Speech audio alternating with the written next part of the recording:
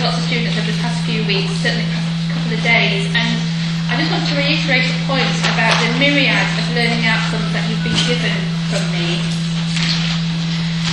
And I said this at the very beginning, which was obviously a long time ago now, we're almost in December, but in terms of what you need to know, those learning outcomes are there very much to focus your learning.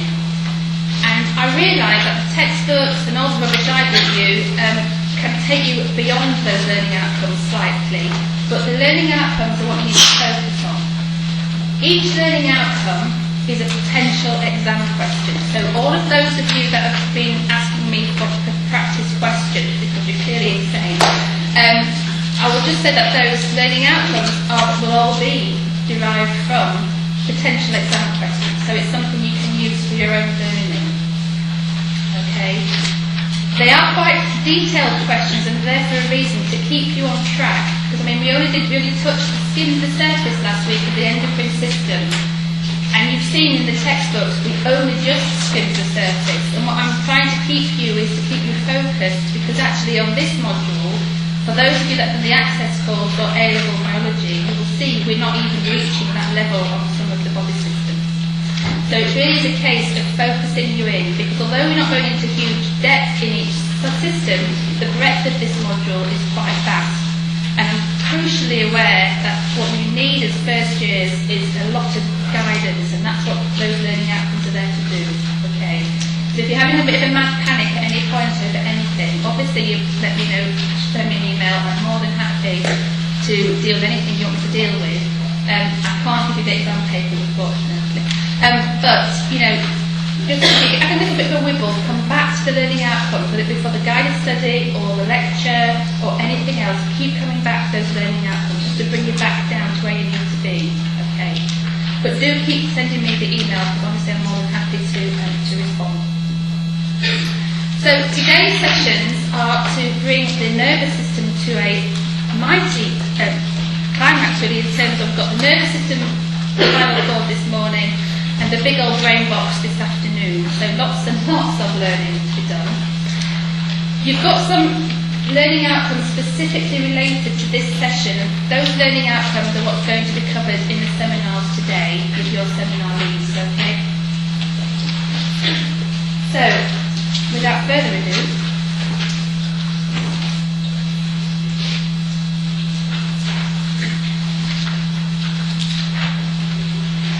now, I know it's really easy to get completely focused on each body system, because I know you're all very keen to learn, which is lovely.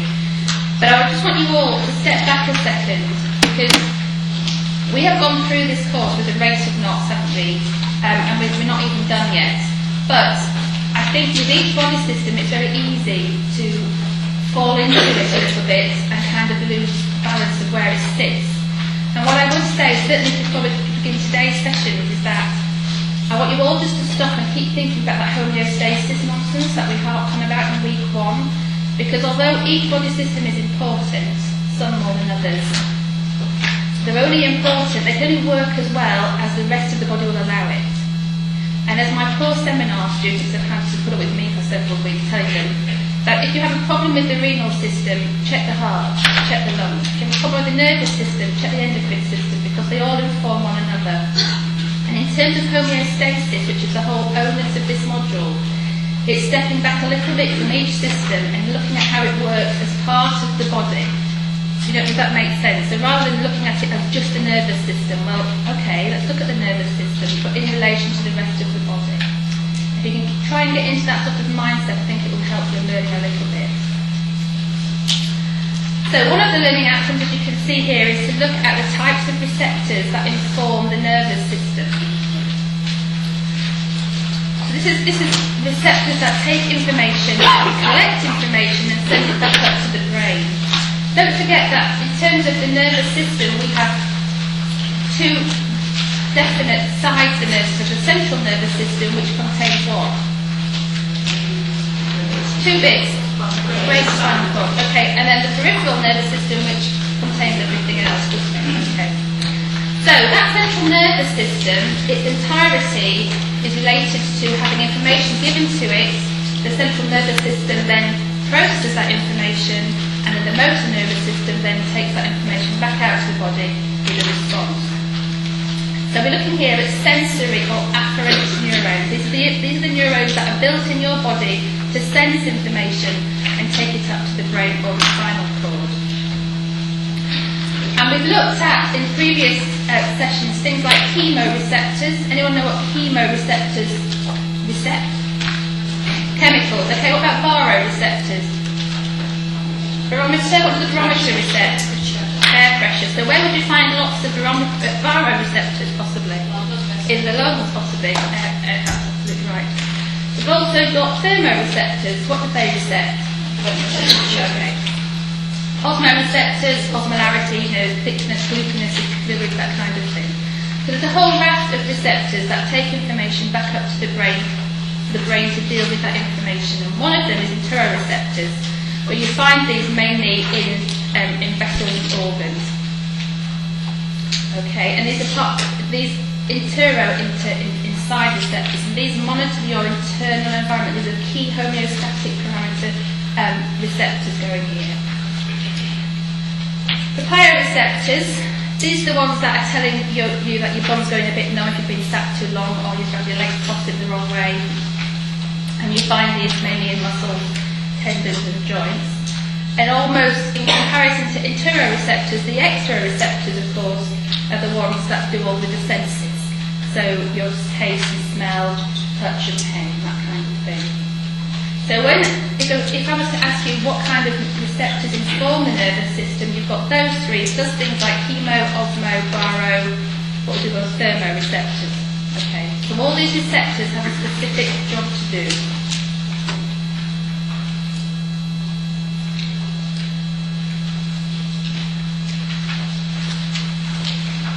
Okay, the spinal cord.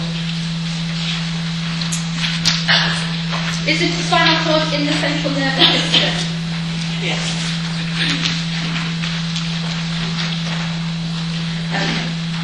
So the spinal cord is a nice bit of kit because as part of the central nervous system, of course, it has an integration role. We're going to look at that in a little minute in terms of the nerve reflexes. But it's also got a role in terms of collecting information, and the information can be collected into the spinal cord. The spinal cord can integrate it itself and then send it out for an action response. Or of course that information can go into the spinal cord and then send it to the brain for integration, come from the brain back down the spinal cord and back out for an action response by the motor nervous system. So on the left-hand side of that slide you've got the sensory neurons, of course, taking information into the spinal cord or central nervous system, and then on the right-hand side you've got the motor neurons taking information from the spinal cord or brain back out into the body. The afferent and efferent neurons there. And as I've said, either the information can be integrated in the spinal cord as a reflex, or it can go up to the brain for full integration.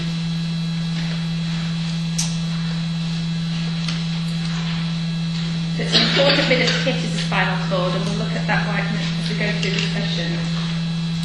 So of course, we have a whole raft of nerve bundles, and these sort of pale yellowy blobs on that slide are like the M1 and the A1 of nerve bundles. So they collect, each part of that bundle will have hundreds, if not millions, of neurons travelling across it. So these aren't, the little back roads through a village. These are the major highways of information which go into and out of the central nervous system. The nerve cells that take information into the spinal cord, are they called afferent or efferent? Think about the nephron, okay, and the nephron, Sharon. Okay, so we have afferent capillaries taking blood into the glomerulus, and we have efferent bringing it out again. So it's the same thing here. Afferent is towards and efferent is away from. So those M1, A1 bundles of nerve cells obviously go into the spinal cord from the body, and they're taking information into the spinal cord, which then can either be integrated in the grey matter of the spinal cord, or it can go up into the brain for full integration. And of course what goes up comes back down, So either from the brain matter of the spinal cord or from the brain, information comes back down that highway and then takes the information and goes back out of those nerve bundles to the body. So those bundles of nerves that fit into the spinal cord are the key bits of this system, because of course without the information going into the spinal cord, it would never get integration. And this is why I think, in terms of nursing care of anyone with a spinal injury, it's very important to bear in mind that anybody with a spinal injury is going to therefore have some kind of defect on their spinal cord and those nerve pathways. And we've all twisted our back and got pins and needles somewhere, haven't we? And that's a classic example. Anything that compresses the vertebrae in that spine will in turn compress those nerve bundles at the same time. So important stuff, really.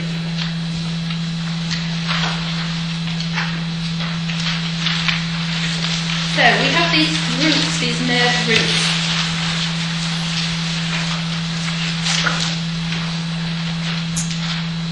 And we have the posterior root, which lies at the back of the spinal cord, and they take sensory information into the central nervous system.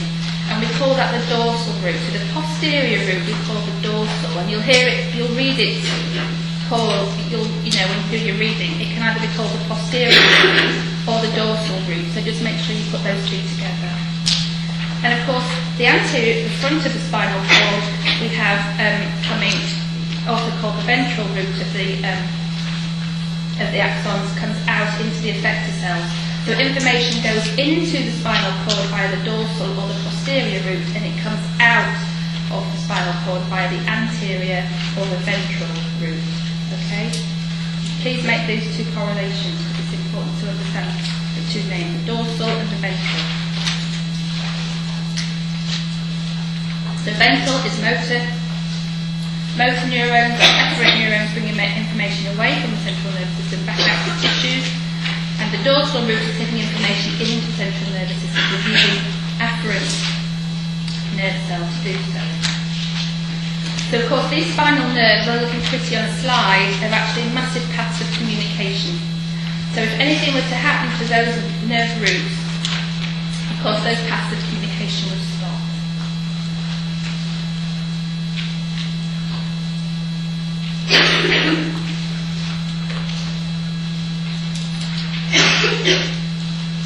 Well, that was all quite straightforward, right?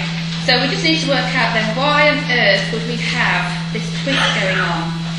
Instead of anyone that's worked with stroke patients or anyone with any degree of hemiplegia will know that any damage to the left side of the brain usually manifests itself in a right body-sided manifestation, and vice versa.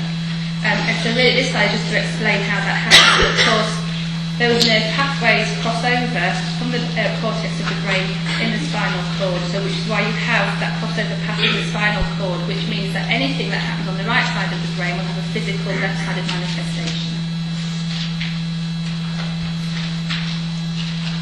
Now, we looked at spinal nerves last week in a little bit of detail, and of course we have quite a lot of them, don't we? So those, when we're talking about a pair of spinal nerves, we're talking about ventral and dorsal, anterior and posterior.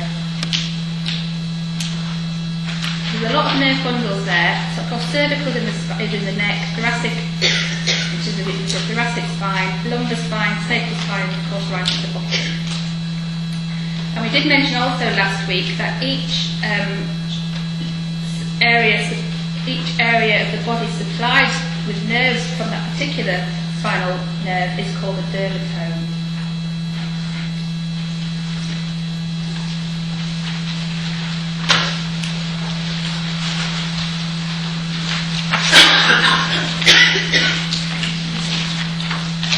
So of course, looking at this slide, you can understand why from a nursing or even any old medical perspective really, you can see if anyone injures anything to do with their cervical spine, you collar it straight away to protect it from any further damage.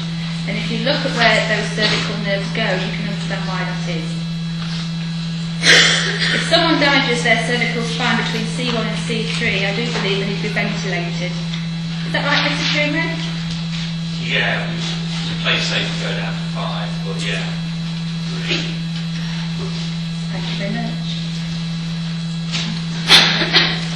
So between C1 and C5, the patient will probably be going to be ventilated, and you can see why that is on that slide.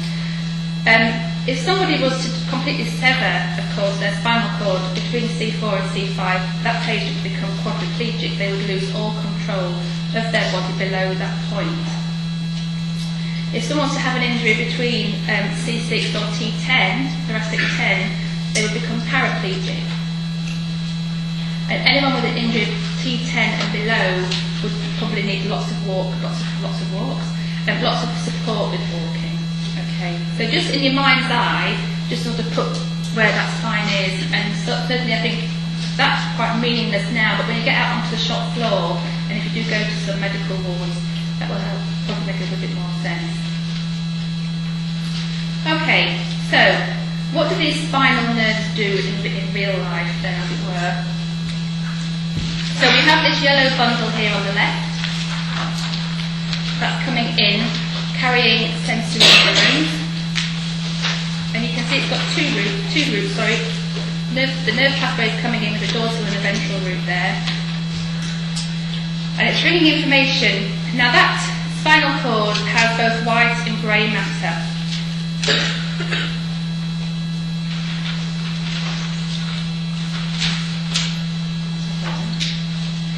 In the middle of that slide, you can see we've got the central canal, which carries cerebrospinal fluid, which is a lubricating fluid we'll talk about after lunch today. But that organisation slide is really just to explain that the actual spinal cord contains two different types of tissue, both white and grey tissue, white and grey matter. And the nerve cell body sits in one part and the axon sits in another. And don't forget to look back at how nerve cells communicate, and of course we remember that impulse begins in the nerve cell, travels down the axon into the terminal branches where of course the neurotransmitter is released on stimulus from that electrical current. So, the white matter contains both sensory and motor tracts. So these are the big M1s for conduction. So these take information from the body into the central nervous system and then back out again. Okay? The grey matter in the spinal cord is the site for integration. So if you have a nerve impulse that comes into the spinal cord, it can be integrated, as we've said, in the spinal cord. It doesn't travel all the way up to the brain. It can happen right there in the spinal cord, and that's in the grey matter. Don't worry about postsynaptic potentials for now. But the important thing is, of course, is that these spinal nerves, these big highways of communication, connect the central nervous system to all the rest of your body. So every muscle, every gland, every cell communicates with your brain via the central nervous system.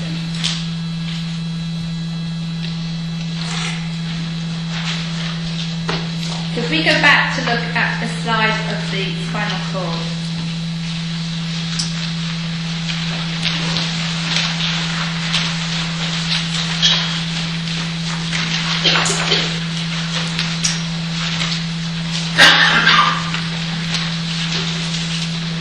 Okay. So these big routes of information are big motorways of communication coming from the body into the spinal cord and back out again. So we have a nice little cell here, nice little nerve cell, and you can see the cell body and where it is going right out to the terminal branches in the tissues.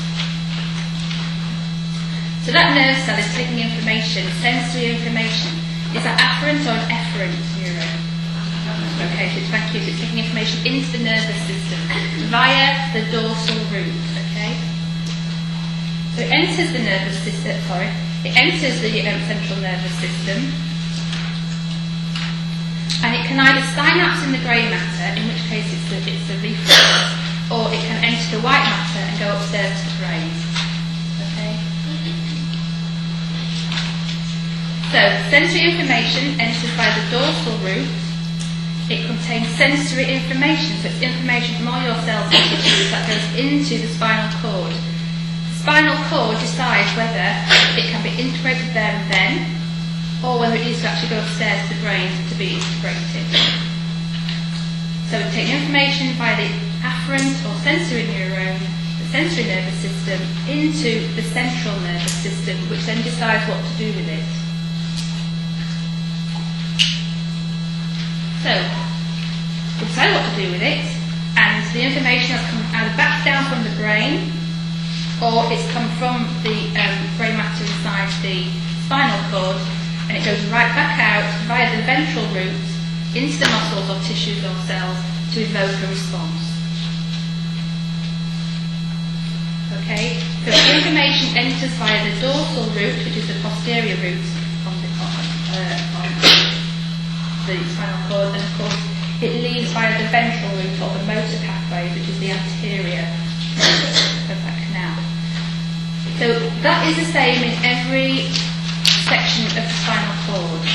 So information enters via the dorsal, it can either be integrated in the grey matter in the spinal cord, or it can go upstairs into the brain to be integrated, comes back down again, and will always leave via, of course, the ventral or the anterior route, and that goes out the tissues and cells to evoke that response.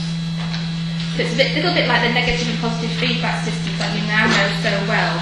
Your entire body, this homeostatic balance, is all to do with how we maintain this balance, this internal environment. And of course this is very similar in terms of it takes information, it decides what to do with it, and then it evokes a response. Okay, so that's how the nerve canals work. But if we look at what happens then if we're going to have some integration actually inside the spinal cord. And of course, if we had integration inside the spinal cord only, it would be known as a simple reflex arc.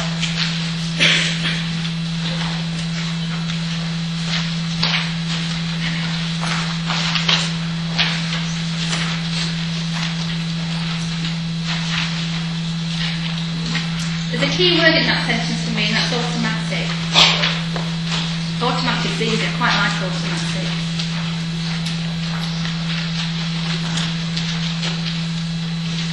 So it's fast, it's automatic, and it's a response to a particular stimulus. And in that sense, the whole point of having a reflex arc, or having reflex arcs in your body, is to protect you and keep you safe. Examples of a reflex arc is we've all been at home cooking, doing old, Jamie thing, and you've got a little rug rat on the kitchen somewhere in the way, and you've got a hot pan of water. You go to grab the hot pan of water, which the handle's hot. You go to grab that pan of water, it's burning your hand. Do you drop it on the rug rat and burn rug rat, or do you put it back on the thing? You put it back on the thing, and it's a simple reflex arc. The other one I would like to use as an example is emergency stop. I guess most people drive in this room, or else we'd be really here, I suppose. It's very difficult.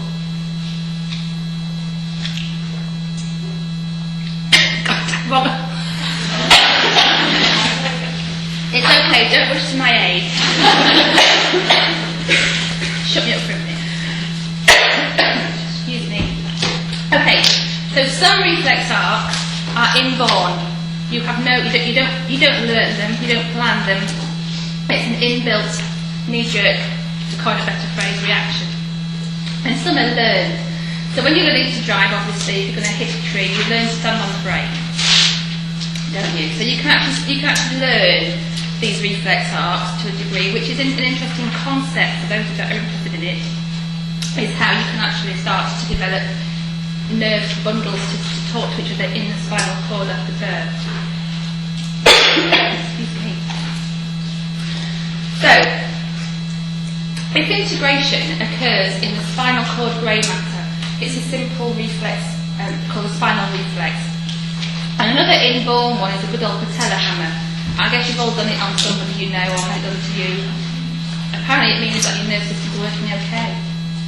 But if you hit your patella with a hammer and you have that old knee thing going on. And that's a spinal reflex, okay. So if integration occurs in the spinal cord, it is called a spinal reflex. Surprise, surprise. If integration occurs actually in the brainstem, where would you believe the cranial nerves are? It's called a cranial reflex.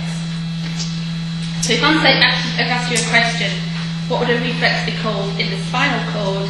It's a spinal reflex. What would be a reflex could be called in the cranial part of the brain? It's a cranial reflex. Please bear in mind, looking at that slide though, that you don't need an awful lot of nerves involved to a quick patella hammer, knee-jerk spinal reaction. However, reading a sentence does take some higher order thinking, which is why reading a sentence is usually a cranial reflex, because it involves some brain interneuron. So, but leaving the cranial reflex to one side for a minute, looking at after lunch, looking at a spinal reflex, or the knee-jerk protective type of thing. So, quick summation is that, of course, this is a neural pathway in which the sensory nerve impulses decide what to do without actually having to travel to the brain.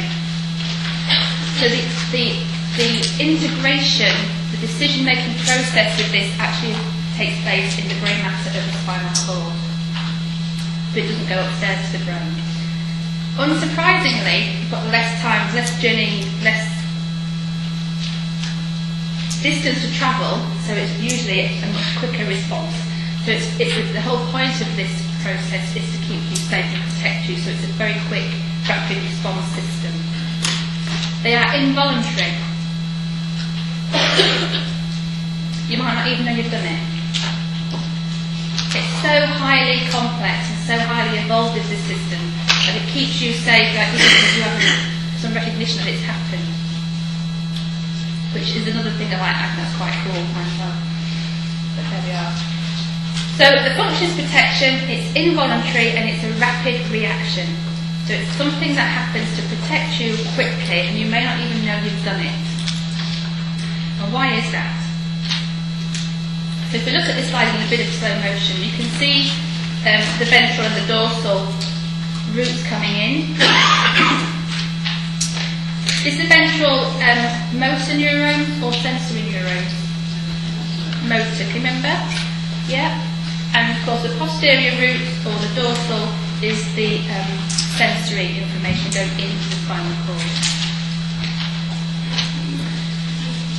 If you look on the right hand side of that slide, it's quite a good little slide for revision I suppose, you can see the information coming in via the dorsal sensory neurons. You've got receptor cells in the tissues there on the far right, taking information into, using a sensory or an afferent neuron, into the central nervous system, which is here is the spinal cord, via the dorsal root, in one way.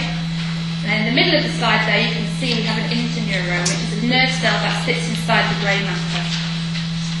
Not always used, but sometimes they are in reflexes. And you can see those two nerve cells talking to one another. And the motor neuron that comes out of the grey matter, and you can see how it comes out of the grey matter there and into the ventral root and takes information back down that highway of communication to the muscle to invoke the reaction. So really a reflex arc is quite straightforward. It usually contains a sensory nerve and a motor nerve. Sensory taking information in by the dorsal root, motor taking information out by the ventral. Occasionally there's an interneuron in the spinal cord, but not always. And that slide is quite a good slide for revision because it contains all the main components of this morning's lecture.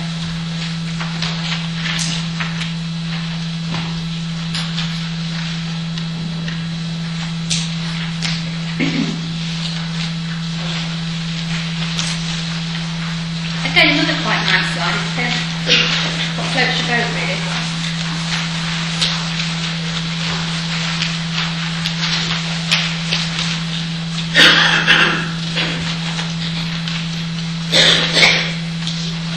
Okay, so on the left-hand side of that slide, you can see a very simple reflex arc that just contains one synapse. What's a synapse again? Oh, can you just one at a time, please? One at a time. What's a synapse?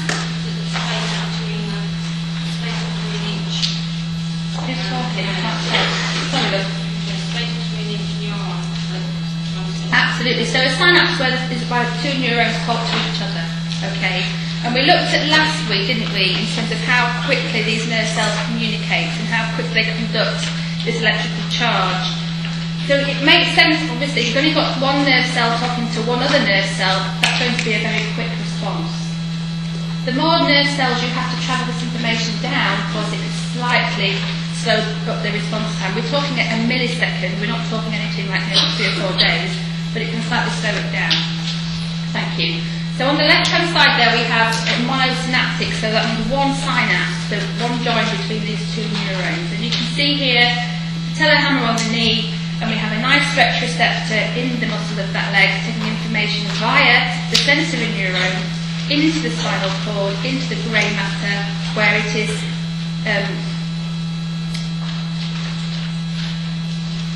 integrated. I'm struggling today. Integrated, and then of course one synaptic cleft, so one communication pathway, and then back out via the motor. This is why it's an instant response. I mean, once you hit that patella with that hammer, it is an instant response jerk of that knee. Another example on the right-hand side of that slide is, of course, slightly different, where you have one extra neuron running for good measure. And that's called an interneuron, and they sit in the grey matter. These are nerve cells that sit actually in the grey matter. And you can, is that a candle he's burning his hand on? I think it is. Can't quite see. So we've got some pain neurons there, some sensory neurons taking information up into the spinal cord, saying, I've got my hand on the candle, I'm burning it. So of course, straight away into the grey matter, quick jump across an interneuron and back out via the motor neurons, you take your hand off that flame. So these are, and again, another good slide in terms of revising what is a spinal reflex or a reflex arc. Okay. In terms of,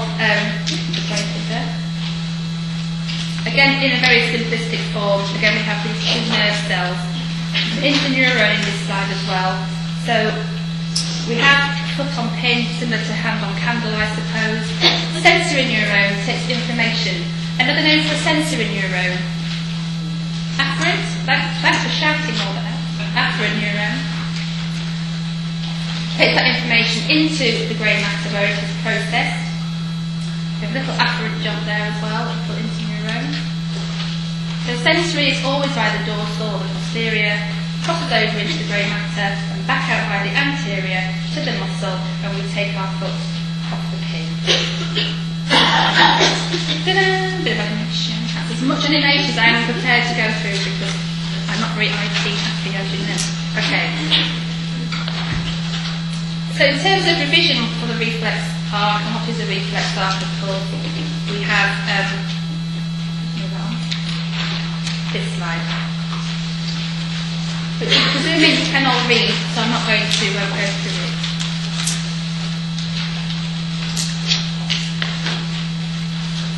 But please remember that the sensory information goes in by the posterior or the dorsal route into the spinal cord, and motor information comes out by the ventral or the anterior route of the spinal cord.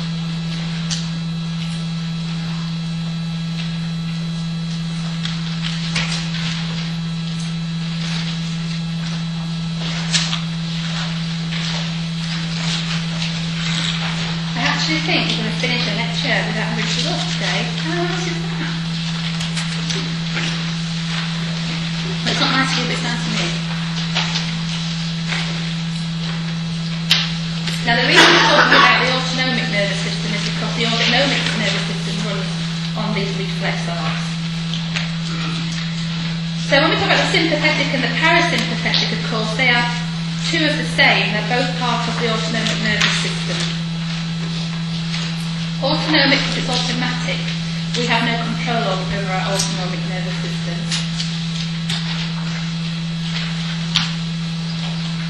And again, just like the reflex arcs, as you know already, it consists of two types of neurons, sensory and motor.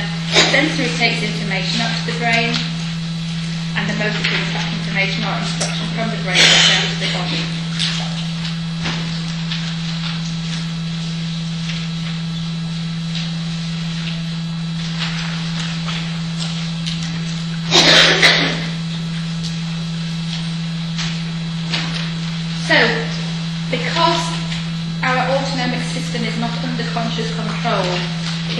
therefore a completely involuntary system, and we cannot consciously alter it, no matter what you try to do. And I think there's lots of research into hypnosis. I'm not sure. In terms of how you can possibly alter someone's subconscious enough to try to intervene with their autonomic nervous system. But that's too clever for me. Completely clever for me entirely. So we have two parts of this autonomic nervous system, the sympathetic and the parasympathetic. And would you believe they do completely the opposite, sympathetic and parasympathetic?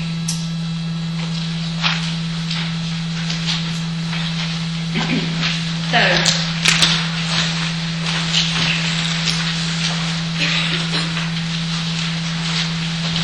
effector cells within the autonomic nervous system receive impulses from both the sympathetic and the parasympathetic divisions. And of course we call this dual innovation, but it just means they're getting double the whammy amount of information really. And usually these two divisions have these opposing actions. And those poor individuals that have me as their seminar lead, you will know that I harp on a lot about the sympathetic and the parasympathetic in terms of what they do in the opposing actions, because it's very important for homeostasis. But the sympathetic nervous system speeds everything up, and the parasympathetic, surprise, surprise, slows everything down. If we're looking at the sympathetic nervous system, we're looking at fight or flight. You may have read this or come across it in your reading. Same thing. So the sympathetic division actually supports you in any kind of E situation. I always think of emergencies, exams, emotions. So in May next year, for example, your sympathetic nervous system will be kicking off big time as you're walking into the exam room for your bio exam. There's nothing you can do about it. But it runs on a hormone. Would you believe it? Sharpening taking breath. So last week when I was talking my usual gibberish, and I was saying how the nervous system and the endocrine system, with its hypothalamus, hypophyseal conduit, is all very important. But also, adrenaline is made where? Could it be the adrenals? Okay. Which I do believe are part of the endocrine system. But this hormone, adrenaline, is the big hormone that informs the entire sympathetic division of the autonomic nervous system, which is another example of how these two body systems work together. So if you were to give somebody, or even give yourself, I don't know, an adrenaline shot, what's it going to do to you? It's just like completely revving your engine in neutral and just put down the gas and revving your engine. So it's going to speed everything up. But if you think about why somebody would be needing adrenaline, it kind of makes sense. Because if your autonomic nervous system sympathetic division is kicking off, you are in a situation that demands it. So either you're at the bus stop and you can see your bus that you've just missed going down the road and you're pelting after it. If you're pelting after your bus, do you want your heart rate to increase? Do you want the blood supply to your muscles in your legs to increase? Do you want the amount of oxygen going from your lungs into your tissues to increase? Well, that's not going to happen without adrenaline.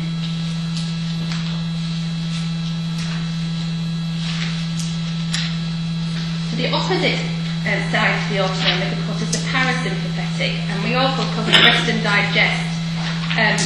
Now, interestingly enough, if you were, at home, had your tea, watching Dead Enders, nodding off, thinking, I must do that biology reading, I can't do it now. Nodding off, you're resting and you're digesting, and you've got all this lovely acetylcholine floating around the body. Now, interestingly enough, the parasympathetic system takes care of all the rest and digest. And we'll look at how that works, because I think it's quite interesting, but then you know me, easily pleased with it. So, on the left-hand side, we have the parasympathetic, which is the rest and digest. And on the right-hand side, of course, we have the revved-up sympathetic, let's go for it kind of side of the autonomic. And you can see how all these different things could happen. So, if we start first of all with the right-hand side of that slide. Okay. So, we've We miss the bus, but we can see it. If we really, really put our, we can try and get that bus. So think about the physical side of what's happening to your body in that situation. So you're doing a quick dash down the road. So you're dilating your pupils for long vision, okay? But what's happening is the autonomic nervous system, very cleverly, is diverting nutrients, oxygen and blood to the bits of the body you need to get yourself out of this pickle. You're not telling it to do that, it's doing it itself because it's so clever. Okay? So, do you really need to be chewing and eating and making saliva when you're running for the bus? No. Do you need an increased heart rate? Yes. Why? I think I just mentioned it, but yeah, thank you. So to pump blood, to get that blood and the oxygen to the muscles of the legs so you can pelt it for that bus. Okay. Are we dilating the lung field? We are, aren't we? We're dilating the lung field. Why? Because we're going to increase the amount of alveolar space to take on more oxygen, to get the oxygen into our blood, down to our leg muscles so we can get that bus. Okay? Are we going to be concerned with digesting our breakfast at this moment in time? Generally, no, not really. So, of course, what the autonomics are doing here is inhibiting peristalsis and gastric secretion, or that nice green gastric glutinous. But are we going to be converting glycogen, stored sugar, to glucose? Yes. Okay, we are. But we might have missed that chocolate breakfast, we might have missed our essential breakfast, so we're quickly converting some glycogen to glucose to give us energy to get us to get that bus. Interestingly, it inhibits bladder contraction, which I find that quite boring, but no, hey ho. But in little blood rats with babies, interestingly, they get excited. Or anyone got a dog? Right, you've all had puppies then, right? So when puppies get excited, what do? They wee! And when babies get excited, they do the same, bizarrely enough. So, I mean, this is a learned response. I'm hoping when you get excited, you don't still do that. Okay. So if we move on to the left-hand side of the slide,